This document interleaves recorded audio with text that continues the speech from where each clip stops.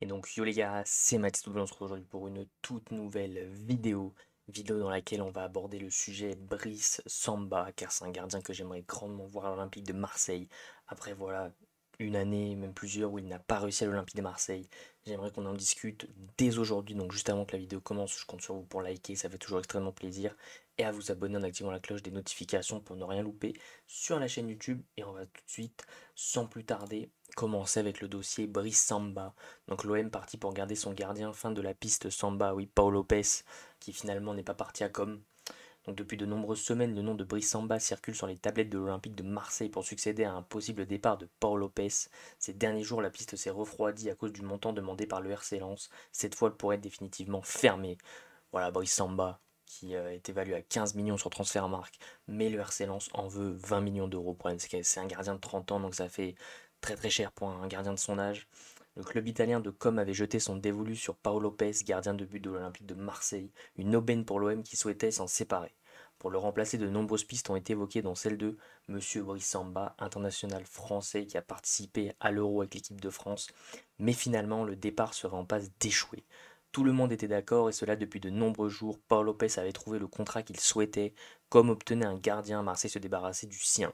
Les deux clubs avaient convenu d'un prêt avec obligation d'achat, donc une obligation d'achat à 6 millions d'euros, je crois.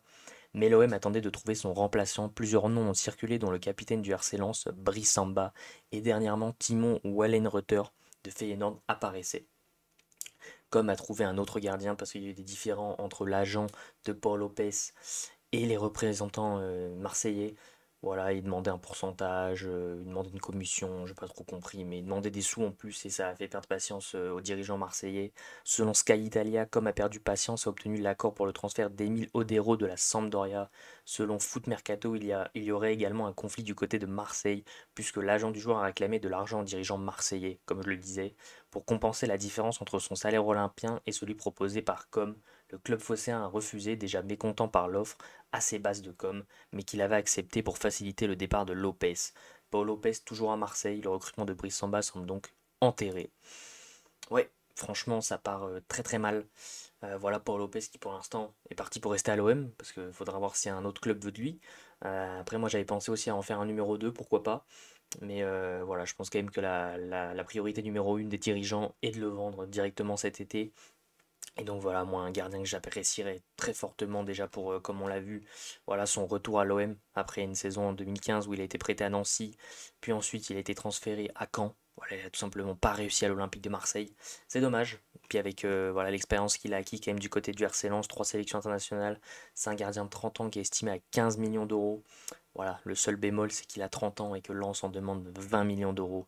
C'est beaucoup trop, beaucoup trop. En plus, sa valeur marchande est seulement à 15 pour essayer d'en prendre un peu plus.